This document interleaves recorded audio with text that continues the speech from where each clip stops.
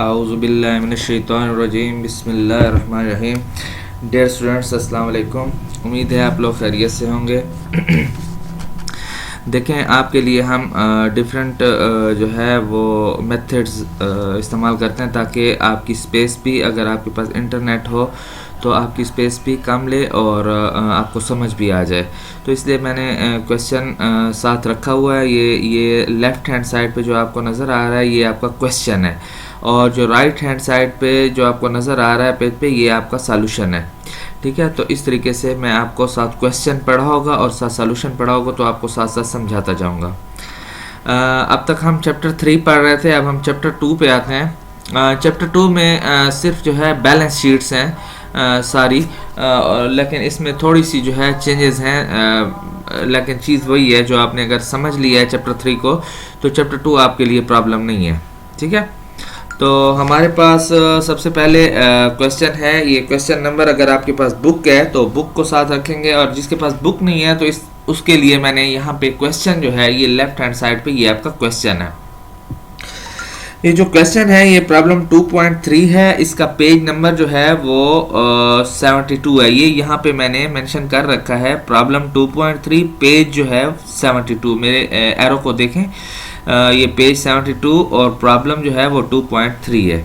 ठीक है, यही है ये जो आपको लेफ्ट हैंड साइड पे नज़र आ रहा है। ठीक है, अब हम इस क्वेश्चन को स्टार्ट करते हैं कि किस तरीके से ये क्वेश्चन हुआ है। इसमें ये नोवा कम्युनिकेशन है, जिसकी ये जो दिसंबर 1 पे, जिसने current year had the following account balances at December 31 listed in tabular form. Nova communication के जो है ये एक वो है बैलेंसेस, अकाउंट बैलेंसेस हैं। ये जो आपको दिए गए हैं, assets is equal to liabilities plus owner equity. ठीक है, ये आपको गिवन होगा। एसेट्स के अंदर आपको गिवन है cash, land, building and office equipment, फिर इज इक्वल टू आ रहा है। ठीक है, फिर लायबिलिटीज के अंदर आपको दिए गए हैं नोट्स पेएबल और अकाउंट्स पेएबल। ठीक है, और फिर प्लस है ओनर इक्विटी में आपको सी सैगन कैपिटल, यानी कैपिटल का नाम, यानी मालिक जो है उसका नाम है सी सैगन। ठीक है, तो वो कैपिटल आपको अमाउंट्स बैलेंसेस दिए गए हैं कि जब हम बिजनेस स्टार्ट कर रहे हैं तो हमारे पास कैश पड़ी है 37,000, लैंड है 95,000, बिल्डिंग 1,25,000 की, ऑफिस इक्विपमेंट 51,250 के हैं, नोट्स पेएबल 80,000 है, अकाउंट्स पेएबल 28,250 है, सी सैगन कैपिटल 2 लाख उसका कैपिटल है बिजनेस के अंदर। ठीक है, अब हमने करना क्या है, वो कहता है नीचे आपको कुछ ट्रांजैक्शंस दी गई हैं। ठीक है, नोवा कम्युनिकेशन की, उनको आपने क्या करना है, इंस्ट्रक्शन के अंदर आपने पढ़ना है कि हमने इन ट्रांजैक्शन का क्या करना है। तो वो कहता है ए के अंदर वो कहता है list the December 31 balances of asset, liabilities and owner equity in tabular form shown. वो कहता है कि आपको हमने लिस्ट दे दी है जिसमें अकाउंट बैलेंसेस हैं और अकाउंट लिखे हुए हैं। और बी में वो कहता है आपने क्या करना है, record the effect of each of the 5 transaction. ये जो 5 ट्रांजैक्शन है इनका आपने इफेक्ट लिखना है। इफेक्ट, ये क्या असरअंदाज हो रहे हैं इस इन बैलेंसेस पर, इन ट्रांजैक्शन का क्या इफेक्ट हो रहा है in the format illustrated on page. ये जो आपको फॉर्मेट दी गई है, इसी फॉर्मेट के अंदर ही आपने जो है वो उनको शो करना है। ठीक है, अब हम आंसर पे आते हैं। ये सॉल्यूशन है आपके पास। सॉल्यूशन, जब आप इस किस्म के क्वेश्चन का सॉल्यूशन करने बैठेंगे तो सबसे पहले तो आपने ये फॉर्मेट जिस तरह लिखा हुआ है ये सेम उसी तरीके से लिख लेना है। देखें, मैंने लिखा है asset is equal to liabilities plus owner equity, जैसे यहाँ लिखा हुआ है। फिर मैंने लिख लिया cash, land, building, office equipment. ये देखें, cash, land, building, office equipment. और फिर उसके बाद मैंने लिखा नोट्स पेएबल, अकाउंट्स पेएबल और सी सैगन कैपिटल, जैसे यहाँ लिखा हुआ है। और फिर मैंने बैलेंसेस भी लिख लिए, ये BAL बैलेंस लिखा हुआ है। ठीक है, 37,000, 95,000, जिस तरीके से लिखा हुआ है सेम एज इट हमने जो है उसको यहाँ पे लिख लेना है। उसके बाद हमने आना है फर्स्ट ट्रांजैक्शन पे कि उस ट्रांजैक्शन में क्या कहता है। वो कहता है सी सैगन द ओनर, जो मालिक है वो डिपॉजिट कर रहा है बिजनेस में 25,000 of personal fund into the business bank account. वो कहता है कि मालिक जो है वो अपने बिजनेस के नाम पर जो है बैंक में पैसे जमा करा रहा है मजीद 25,000। तो इस ट्रांजैक्शन का इफेक्ट क्या होगा इस अकाउंट बैलेंसेस पर, तो आप इस ट्रांजैक्शन में देखेंगे कि आपके पास किन चीज़ों का जिक्र आ रहा है। देखें, C Sagan deposited 25,000 of personal fund into the business bank account, यानी इस चीज़ में दो चीज़ों का जिक्र आ रहा है, कैपिटल का यानी मालिक का सरमाया बढ़ रहा है 25,000, और उधर से बिजनेस के अंदर जो है कैश आ रही है। तो दो चीज़ों का जिक्र हो रहा है, कैश और कैपिटल, यानी दो चीज़ों, ये दो चीज़ें जो हैं वो इंक्रीज हो रही हैं या डिक्रीज हो रही हैं, ये आपने बताना है। ठीक है, तो यहाँ पे हमारे पास 25,000 प्लस हो गया और यहाँ पे 25,000 प्लस हो गया, यानी कैश भी इंक्रीज हो रही है बिजनेस के अंदर 25,000 से, और सेकंड कैपिटल भी जो है वो 25,000 से इंक्रीज हो रहा है। ठीक है, तो दोनों को मैंने इसलिए प्लस कर दिया। अगर बात आएगी कमी की तो फिर मैं माइनस करूंगा। ठीक है, जो चीज़ प्लस हो रही होगी उसको प्लस करूंगा, जो चीज़ माइनस हो रही होगी यहाँ पे मैं माइनस करूंगा। तो इस ट्रांजैक्शन में एक तो कैश प्लस हो रही है और एक कैपिटल प्लस हो रहा है, बाकी जो ट्रांजैक्शन है उन पे कोई इफेक्ट नहीं पड़ रहा। तो ये दो चीज़ें लिख के बाकी चीज़ों के नीचे ऐसे वैसे ही छोड़ देना है। ठीक है, फिर एक आपने लाइन लगा के फिर बैलेंसेस लिख लेने हैं, नए बैलेंसेस। तो नए बैलेंसेस में 37,000 प्लस 25,000, ये आपका 62,000 आ जाएगा। 95,000 उसी तरीके से पड़ा रहेगा, 1,25,000 उसी तरीके से पड़ा रहेगा, 51,250 उसी तरीके से पड़ा रहेगा।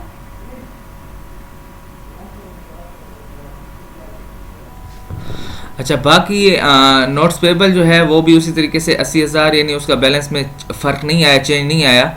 अकाउंट्स पेबल जो है वो 28,250, और सी सेकंड कैपिटल जो है ये यहाँ पे बैलेंस इसका चेंज हो जाएगा, यानी 2 लाख जमा 25,000, तो ये 2,25,000 हो जाएगा। बहुत ही सिंपल है, बस ये है कि आपको सिर्फ मेथड यानी तरीका आना चाहिए कि किस तरीके से करना है। बाकी आपने ट्रांजैक्शन जब कर रखी हो तो ये आपके लिए कोई प्रॉब्लम नहीं है। ठीक है, ऐसे गपशप वाले क्वेश्चन है। अच्छा, नंबर 2 देखें, उसमें वो कहता है purchase land and small office building for a total price of 90,000। आपने एक लैंड और बिल्डिंग जो है वो खरीदी है जिसकी टोटल कीमत जो है वो 90,000 है, जिसमें से ऑफ विच का मतलब क्या है, जिसमें से 35,000 was the value of land.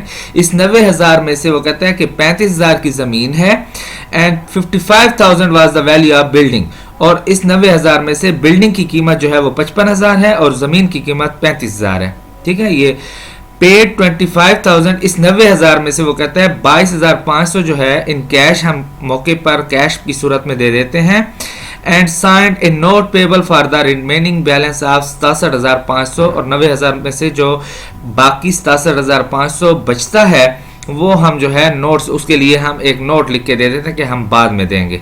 ठीक है, तो यहाँ पे 4 चीज़ों का जिक्र आ रहा है। आप लैंड और बिल्डिंग खरीदते हो, ठीक है, यानी लैंड और बिल्डिंग बिजनेस में आ गए तो यानी इसमें इजाफा हो गया हमारे एसेट्स में। ठीक है, तो ये दोनों प्लस हो गए। उधर से आप कैश दे रहे हो, ठीक है, कैश आपका जा रहा है यानी माइनस हो रहा है 22,500। और चौथी चीज़ है आपका नोट्स पेबल, यानी उधार आपका बढ़ रहा है। और कौन सा उधार? नोट्स पेबल वाला उधार आपका 67,500 से बढ़ रहा है। तो आप यही अमाउंट जो है यहाँ पे आकर दूसरी, ये नंबर 2 लिखा है मैंने, और अब देखें कैश के नीचे मैंने माइनस कर दिया। माइनस अकाउंटिंग में माइनस साइन जो है ये आप पैरेंथेसिस जो है ये दोनों को ब्रैकेट में जब बंद करते हैं तो इट मीन्स कि ये माइनस है। ठीक है, यानी अकाउंटिंग में माइनस का साइन यूज नहीं होता, माइनस की जगह इस तरीके से आप ब्रैकेट में बंद करेंगे तो इसका मतलब होता है कि ये माइनस हो रहा है। तो यानी कैश आपका 22,500 से माइनस हो गया, लैंड आपकी 35,000 से इंक्रीज हो गई, बिल्डिंग आपकी 55,000 से इंक्रीज हो गई, और उधार जो है आपके 67,500 मजीद बढ़ गए। ठीक है, नोट्स पेबल, और बाकी ट्रांजैक्शन वैसे की वैसे रहेंगे, उनको छोड़ देंगे। अब फिर आके बैलेंस करेंगे, नया बैलेंस आपका आ बनेगा, यानी 62,000 माइनस 22,500, तो ये आपका है 39,500। यहाँ पे 95,000 जमा 35,000, तो ये लैंड का नया बैलेंस बन जाएगा 1,30,000। बिल्डिंग का नया बैलेंस आपका बन जाएगा 1,80,000। ऑफिस इक्विपमेंट उसी तरीके से रहेंगे 51,250 के। नोट्स पेबल का बैलेंस आपका चेंज हो जाएगा, 80,000 जमा 67,500, तो ये हो जाएगा 1,47,500। अकाउंट्स पेबल सेम उसी तरह आएगा क्योंकि ये चेंज नहीं हो रहा, और कैपिटल आपका वैसे ही आएगा जैसे ऊपर ट्रांजैक्शन, क्योंकि इसमें चेंज नहीं हुआ। तो तीसरी ट्रांजैक्शन आपकी, आप अब तीसरी ट्रांजैक्शन पे आएंगे तीसरी ट्रांजैक्शन में क्या कहते हैं, bought several computer system on credit. हम क्या करते हैं, कंप्यूटर सिस्टम जो है वो उधार पर खरीदते हैं, कितने के, 8,500 के, और उनको हम कहते हैं कि 30 दिन पे हम जो है 30 दिन बाद आपको ओपन अकाउंट पे पैसे दे देंगे। ओपन अकाउंट वही होता है जो वर्बल अकाउंट होता है, जिसके लिए आप लिख कर नहीं देते, यानी अकाउंट्स पेबल वाला उधार जो होता है, ठीक है, जिसके लिए लिख के देते हैं वो नोट्स पेबल वाला उधार होता है। तो यहाँ पे दो चीज़ों का जिक्र आ गया, कंप्यूटर सिस्टम आपने परचेज किए तो क्या हो गया, कंप्यूटर सिस्टम आपके बिजनेस में आ रहे हैं तो ये प्लस हो रहे हैं यानी, और आपका उधार दूसरी चीज़ वो भी बढ़ रहा है, यानी दोनों चीज़ें क्या हो रही हैं, प्लस हो रही हैं, बढ़ रही हैं। तो आप कंप्यूटर सिस्टम तो चूंकि एसेट्स के अंदर है नहीं, तो एसेट्स के अंदर कैश, लैंड, बिल्डिंग और ऑफिस इक्विपमेंट है, तो ऑफिस इक्विपमेंट के अंदर जो है आप कंप्यूटर को लिख सकते हैं, ठीक है। यानी आपके यहाँ पे 28,500 के ऑफिस इक्विपमेंट जो है वो इंक्रीज हो गए, और वहां पे आपका अकाउंट्स पेबल के नीचे 8,500 को प्लस कर देंगे, आपका उधार भी 8,500 से बढ़ रहा है, और बाकी बैलेंसेस को नहीं छेड़ना है वो उसी तरीके से, ठीक है। अब बैलेंस, नया बैलेंस आप फिर लाइन देंगे और फिर नया बैलेंस लिखेंगे, 39,500 उसी तरीके से, 1,30,000 उसी तरीके से, 1,80,000 उसी तरीके से। हाँ, ये जो है ये आपका बैलेंस 51,250 जमा 8,500, तो ये आपका 59,750 हो जाएगा। नोट्स पेबल उसी तरीके से आएगा, अकाउंट्स पेबल आपका यहाँ पे 36,750 हो जाएगा, ठीक है। और सी सेकंड कैपिटल भी चेंज नहीं होगा, यहाँ पे वैसे का वैसे आ जाएगा। उसके बाद आपकी चौथी ट्रांजैक्शन में क्या कहता है, obtained a लोन। हम क्या कर रहे हैं, एक लोन जो है वो ले रहे हैं फ्रॉम कैपिटल बैंक, अपने कैपिटल बैंक से, यानी जिसमें हमारा अकाउंट है, इन द अमाउंट ऑफ 10,000, 10,000 अपने बैंक से जो है वो उधार ले रहे हैं। साइंड अ नोट पेबल, और उधार है कौन सा, जिस पे हम यानी साइन करते हैं, यानी नोट्स पेबल वाली बात हो रही है। तो यहाँ पे हमारे पास यानी हम जब भी लोन लेते हैं तो एक तरफ तो हमारे पास कैश आ जाती है, यानी प्लस हो जाती है, इंक्रीज हो जाती है, और दूसरी तरफ हमारे जो है नोट्स पेबल यानी लाइबिलिटीज बढ़ जाते हैं। तो इस ट्रांजेक्शन में दो चीज़ें हैं, दोनों बढ़ रही हैं, दोनों प्लस हो रही हैं, कैश प्लस हो रही है और नोट्स पेबल प्लस हो रहा है। तो इसलिए मैं कैश के नीचे प्लस 10,000 कर दूंगा और नोट्स पेबल के नीचे भी प्लस 10,000 कर दूंगा। बाकी चीज़ों को नहीं छेड़ना, इस ट्रांजैक्शन में बाकी चीज़ों पे कोई इफेक्ट नहीं पड़ रहा, तो बाकी चीज़ों को वैसे आने देंगे। बैलेंस में इन दो बैलेंसेस को चेंज कर लेंगे, यानी ये 39,500 जमा 10,000, ये हो जाएगा हमारे पास 49,500, ये 1,30,000, 1,80,000, 59,750, ये बैलेंस फिर चेंज हो जाएगा, 1,57,500 हो जाएगा। नोट्स पेबल और हम अकाउंट्स पेबल और हमारे पास सी सेकंड कैपिटल उस तरीके से रहेंगे। अब लास्ट ट्रांजैक्शन है, उसमें आप देखेंगे लास्ट ट्रांजैक्शन में कहता है paid the 28,250 accounts payable owed as of December 31। Paid का क्या मतलब, हमने अदा कर दिया, क्या अदा कर दिया, 28,500 कैश अदा कर दी। अकाउंट्स पेबल यानी जो हमने उधार देना था अकाउंट्स पेबल वाला, वो हमने 28,500 अब अदा कर दिया। अच्छा, जब अदा करेंगे तो कैश आपसे चली जाएगी, यानी कैश माइनस हो रही है, कैश क्या हो रही है, माइनस हो रही है, और उधर से आपका उधार जो है वो भी कम हो रहा है, तो कम हो रहा है मीन्स माइनस हो रहा है। तो इस ट्रांजैक्शन में दो चीज़ें आ गई, कैश आपकी कम हो रही है 28,500 से 250 से, और उधर से आपके उधार भी कम हो रहे हैं 28,250 से। तो पांचवी ट्रांजैक्शन के अंदर देखें, मैंने माइनस कर दिया कैश को 28,250 से, और उधर मैंने अकाउंट्स पेबल को भी 28,250 से माइनस कर दिया। माइनस साइन की जगह यहाँ पे आप ब्रैकेट यूज़ करेंगे, ठीक है, पैरेंथेसिस यूज़ करेंगे यहाँ पे। तो इसका मतलब होता है काउंटिंग में माइनस साइन के बजाय ये साइन यूज़ होता है माइनस के लिए, ठीक है।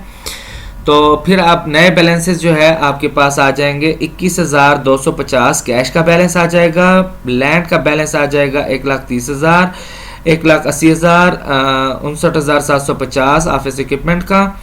नोट्स पेबल आपके पास आ जाएगा 1,57,500, अकाउंट्स पेबल आपके पास 8,500, और सी सेकंड कैपिटल 2,25,000। तो अब आप जो है लास्ट ट्रांजैक्शन ख़त्म हो गई, जब ट्रांजैक्शंस ख़त्म हो जाएंगी तो आपने फाइनल बैलेंस जो है एसेट साइड को, तमाम जो एसेट साइज के यानी एसेट में कितने हमारे पास अकाउंट्स हैं, 1 2 3 4, इन 4 एसेट साइड वाले बैलेंसेस को प्लस करके यहाँ पे लिख लेंगे, यानी 21,250 जमा 1,30,000 जमा 1,80,000 जमा 59,750, तो ये हमारे पास टोटल आता है 3,91,000। अब इज इक्वल टू के उस साइड वाले जो हमारे पास बैलेंसेस हैं उनको भी आपने तीनों को इकट्ठा कर लेना है, यानी liabilities plus owner equity side को भी आपने प्लस कर लेना है, तो वो भी हमारे पास 3,91,000 आ रहा है, यानी दोनों साइडें हमारे पास इक्वल आ रही हैं। तो क्वेश्चन हमने ठीक किया है, कोई गलती हमसे नहीं हुई है। ठीक है बच्चे, बाज़ औक़ात जो है क्वेश्चन में भी गलती हो सकती है। आपका अगर अकाउंट बैलेंस सही नहीं आ रहा, पेपर में अक्सर बच्चे जो है बहुत कंफ्यूज हो जाते हैं, यानी अगर मुझसे क्वेश्चन बनाते वक्त अगर कोई फिगर मिसप्लेस हो जाता है, ठीक है, तो उसकी वजह से अगर आपके अकाउंट बैलेंस कभी सेम नहीं आता तो आप एक दफ़ा क्वेश्चन को ज़रूर चेक करें, लेकिन उसका ज़रूरी नहीं है ये मतलब हो कि आपने क्वेश्चन ठीक नहीं किया है। हो सकता है कि फिगर्स में कोई मसला हो, तो यानी अगर आपका इक्वल आ जाता तो फिर तो आपको तसल्ली हो जाती है कि बिल्कुल ठीक है मेरा क्वेश्चन, और अगर ऊपर कोई मसला है यानी फिगर्स में, तो तब भी अकाउंट बैलेंसेस बराबर नहीं आ रहे होते, तो फिर आपका कसूर नहीं होगा, वो फिर मिस्टेक होगी, क्लैरिकल मिस्टेक होगी, यानी क्वेश्चन बनाते वक्त जो है वो फिगर्स में मसला होता है।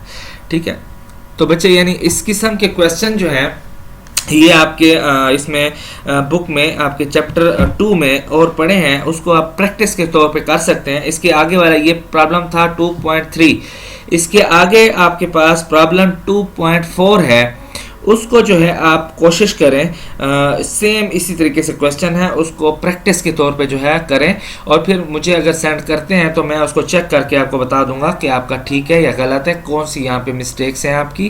अच्छा, ये आप जैसे मैंने किया है क्वेश्चन को सेम इसी तरीके से करना है, नीट करना है। और दूसरा देखें, हर लाइन के बाद जब लाइन आ जाती है ना, तो तब मैं डॉलर साइन ज़रूर डालता हूँ। अच्छा, जब एक दफ़ा डॉलर साइन मैंने डाल लिया ना इसके साथ, अब लाइन नहीं आई नीचे तो मैंने इसके साथ नहीं डाला, ठीक है लेकिन जब लाइन आ जाएगी तो दोबारा आपको डॉलर साइन डालना लाजमी हो जाएगा। तो ये क्वेश्चन जो है इस तरीके से हो गया। और दूसरा नेक्स्ट स्लाइड पे आते हैं हम। नेक्स्ट स्लाइड को देखें, एक दूसरा क्वेश्चन है एक्सरसाइज 2.6। एक्सरसाइज 2.6 का क्वेश्चन है। इसमें देखें, ये क्वेश्चन है, ये आपका, और ये उसका आंसर है। ठीक है, ये मैंने इस तरीके से आपके लिए बनाया है ताकि आसानी हो आप लोगों को समझने में, तो इसलिए मैंने जो है इसको स्लाइड के अंदर जो है वो इस तरीके से इमेज जो है वो आपकी कैप्चर करके डाल दी है। अब क्वेश्चन देखें ज़रा, उसमें वो क्या कहता है, वो कहता है कि ए नंबर ऑफ, देखें ये क्वेश्चन है, a number of business transaction carried out by Green River form और एज फॉलो। वो कहता है कि कुछ ट्रांजैक्शन जो है ग्रीन रिवर फॉर्म ने दी हुई है, नीचे जो आपको गिवन है, लेकिन आगे वो क्या कहता है कि इन ट्रांजैक्शन का करना क्या है आपने। वो कहता है कि इन ट्रांजैक्शन को आपने जो है एक अकाउंटिंग इक्वेशन जो है उसके अंदर आपने बताना है कि इस ये जैसे मैंने यहाँ पे लिख रखी है, ये मैंने लिखा है ट्रांजैक्शन, यानी इसके नीचे मैं लिख रहा हूँ ट्रांजैक्शन ABCDEFGHI, यानी जैसे ये 5 6 7 ट्रांजैक्शन है वो मैंने लिख दी है। और आगे अकाउंटिंग इक्वेशन लिख दिया मैंने, assets is equal to liabilities plus owner equity.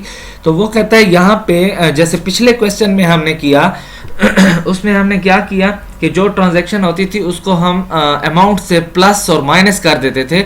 अब वो कहता है कि इस क्वेश्चन के अंदर जो है प्लस माइनस नहीं करना है, सिर्फ आपने बताना है कि कौन सी चीज़ यानी बढ़ रही है और कौन सी चीज़ कम हो रही है। जैसे कोई चीज़ इंक्रीज होती थी तो हम पिछले क्वेश्चन में उसको क्या करते थे, प्लस कर देते थे, और जो चीज़ हमारे पास डिक्रीज होती थी उसको हम क्या कर देते थे, माइनस कर देते थे उस अमाउंट से। और जो चीज़ जो है जिस पे कोई इफेक्ट नहीं पड़ता था उसको हम खाली छोड़ देते थे। इस क्वेश्चन में वो कहता है कि सिर्फ आपने जो है जो चीज़ इंक्रीज हो रही है, फॉर एग्जांपल एसेट इंक्रीज हो रहे हैं किसी ट्रांजैक्शन में, तो आपने उसको डिनोट करना है आई से कि इंक्रीज हो रहा है। इंक्रीज को आपने डिनोट करना है आई से और सिर्फ उसके नीचे लिख देना है कि यहाँ पे एसेट इंक्रीज हो रहे हैं, और जहाँ पे डिक्रीज हो रहे होंगे एसेट तो आपने डी लिख देना है, और जहाँ पे नो इफेक्ट की बात होगी यानी जिसको हम पिछले क्वेश्चन में छोड़ देते थे उस पे आप NE लिखेंगे यानी no effect. NE stand for no effect. तो हम ट्रांजैक्शन को सबसे पहले तो क्या करेंगे, अकाउंटिंग इक्वेशन लिख लेंगे। अब उसके नीचे पहली ट्रांजैक्शन है, अब पहली ट्रांजैक्शन क्या कहती है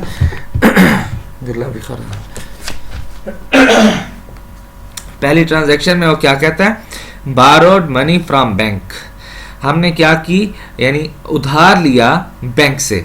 तो जब आप बैंक से उधार लेते हो तो एक साइड पे तो आपके एसेट इंक्रीज हो जाते हैं, यानी आपके पास कैश आ जाती है। जब भी आप उधार लेते हो क्या होता है, कैश आ जाती है, और दूसरी साइड पे आपके उधार बढ़ जाते हैं। तो दोनों चीजें क्या हो रही हैं, बढ़ रही हैं, इंक्रीज हो रही हैं। और कैपिटल पे हमारा कोई इफेक्ट नहीं पड़ रहा, यानी ओनर इक्विटी पे कोई फर्क नहीं पड़ रहा। तो इस ट्रांजैक्शन में मैंने इसलिए लिखा, देखें फर्स्ट ट्रांजैक्शन में एसेट इंक्रीज हो गए, यानी कैश इंक्रीज हो रही है, तो कैश एसेट है ना, तो एसेट इंक्रीज हो गए, उधर से मेरा उधार बढ़ गया, तो liabilities I stand for increase. और ओनर इक्विटी यानी मलकियत पे तो हमारा कोई इफेक्ट नहीं पड़ा, नो इफेक्ट लिख लिया मैंने, ठीक है।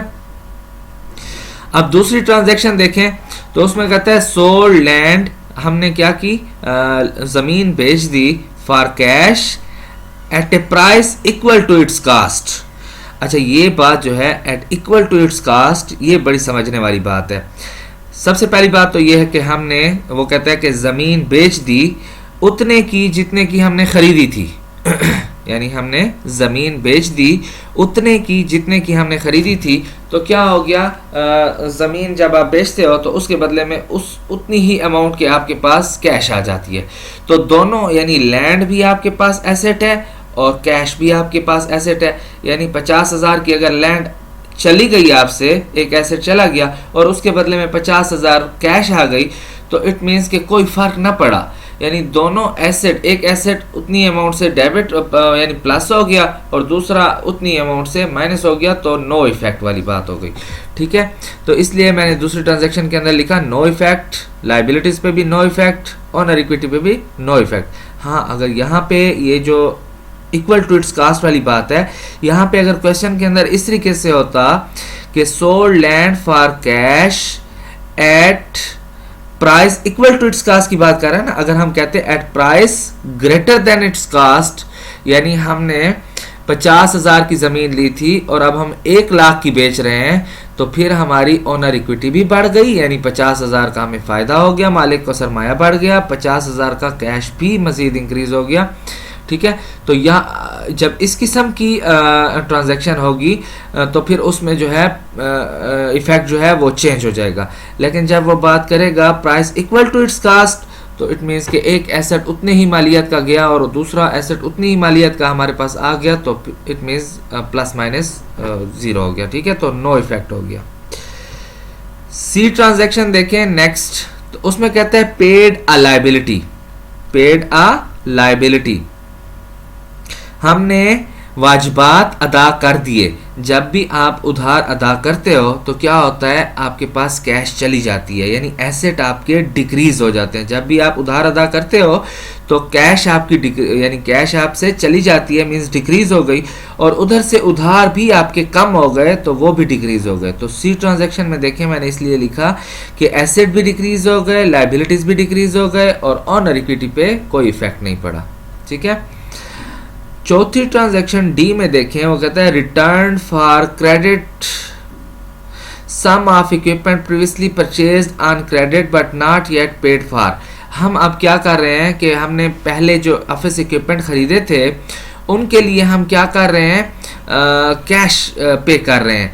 तो क्या हो गया, जब आप कैश पे करते हो तो आपकी कैश डिक्रीज हो गई और उधर से उधार भी आपके डिक्रीज हो गए, ऑनर इक्विटी पे नो इफेक्ट, यानी ये डिक्रीज कर दी मैंने, एसेट एक साइड पे डिक्रीज कर दिए, दूसरी साइड पे लायबिलिटीज डिक्रीज कर दिए, ऑनर इक्विटी पे हमारा कोई इफेक्ट नहीं पड़ा।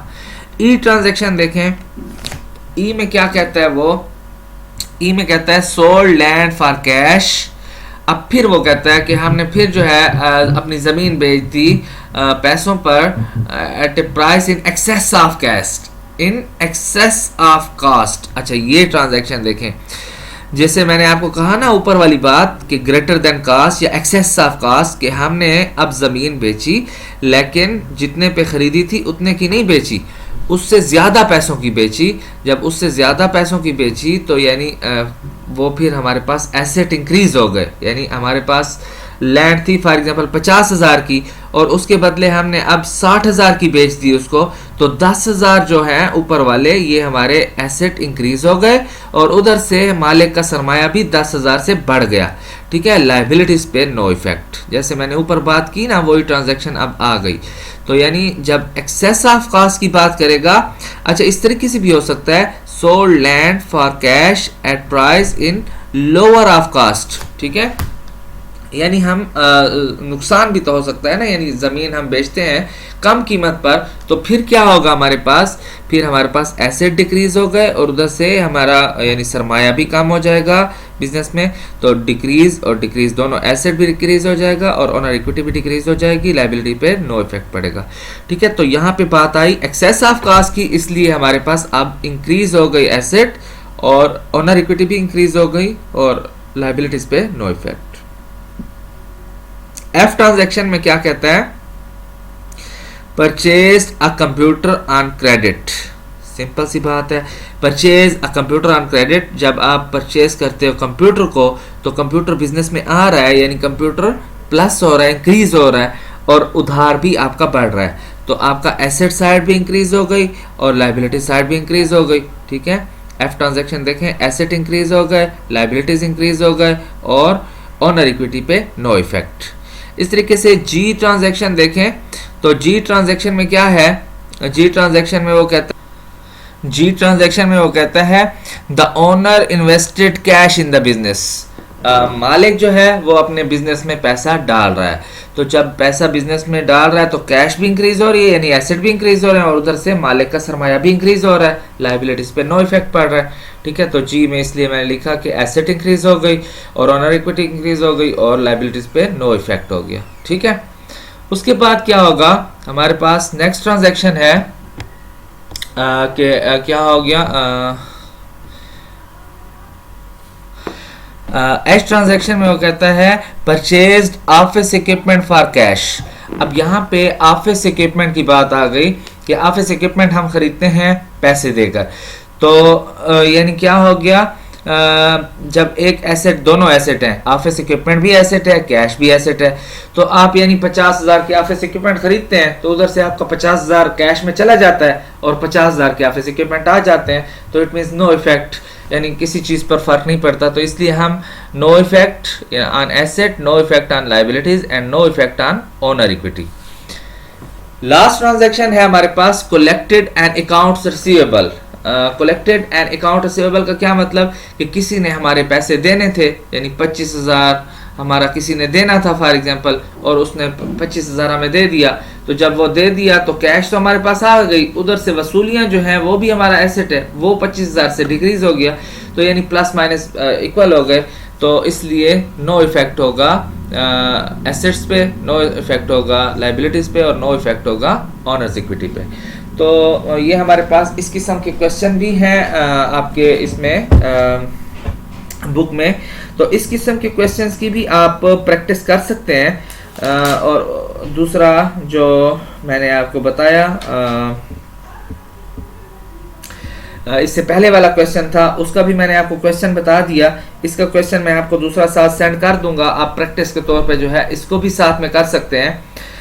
बाकी उम्मीद है आप लोगों को समझ आई होगी, क्योंकि इतना कॉम्प्लेक्स नहीं था, आसान था, इतना मुश्किल नहीं है। जब अगर आप लोगों को ट्रांजैक्शंस की समझ आ गई है कि क्या चीज़ इंक्रीज होती है, क्या चीज़ डिक्रीज होती है, तो वो आप जो है इजली यहाँ पे उसको मेंशन कर सकते हैं। ठीक है, जब अगर फिगर्स दिए गए हों तो फिगर्स में आपने प्लस और माइनस करना है, और जब फिगर्स ना दिए गए हों, सिर्फ आपने जो है इफेक्ट लिखने हो इंक्रीज और डिक्रीज की सूरत में, तो वो फिर आपने इस तरीके से करने होंगे। ठीक है, तो इंशाल्लाह नेक्स्ट जो है हम कोशिश करेंगे एक बैलेंस शीट जो है, चूंकि ये चैप्टर 2 जो है ये सारा का सारा बैलेंस शीट पर जो है उन्होंने बना रखा है, तो उसमें हम एक बैलेंस शीट बनाएंगे जिसमें आपको कुछ चीज़ें मिसिंग होंगी, यानी बैलेंस शीट के अंदर बाकी तमाम आपको वैल्यूज फिगर्स दिए गए होंगे और कुछ फिगर्स ऐसे होंगे जो आपको मिसिंग होंगे, तो इस किस्म के क्वेश्चन जो हैं हम इंशाल्लाह अपने नेक्स्ट लेक्चर में वो करेंगे, और फिर जो है इंशाल्लाह आपका चैप्टर 2-3 कंप्लीट हो जाएगा। ठीक है, साथ साथ आपने खुद प्रैक्टिस करनी है। जो क्वेश्चन आपको रेलिवेंट लगते हैं उनको आप खुद ट्राई करें, और अगर आपसे नहीं होते वो क्वेश्चन, जो चीज़ें मैंने पढ़ाई हैं, क्लोजिंग एंट्रीज का कोई क्वेश्चन हो, ठीक है, ट्रायल बैलेंस का कोई क्वेश्चन हो, बैलेंस शीट का हो, इनकम स्टेटमेंट का हो, चाहे जनरल का हो, पोस्ट टू लेजर का हो, ठीक है, इस किस्म के जितने भी क्वेश्चन आपको नज़र आते हैं उनको ट्राई करें। और अगर आपसे नहीं होते हैं तो आप मुझे जो है वो सेंड करें, मैं आपको इंशाल्लाह करके दूंगा। ठीक है, और बाकी ये चैप्टर जो है इसमें जो 2-3-4 क्वेश्चन हैं जो इम्पोर्टेंट हैं वो मैं आपको करा दूंगा, बाकी आपने खुद ट्राई करना होगा साथ साथ। और बाकी इंशाल्लाह नेक्स्ट फिर हम चैप्टर 4 पढ़ेंगे जिसमें एडजस्टिंग एंट्रीज हैं। ठीक है, अल्लाह हाफिज़।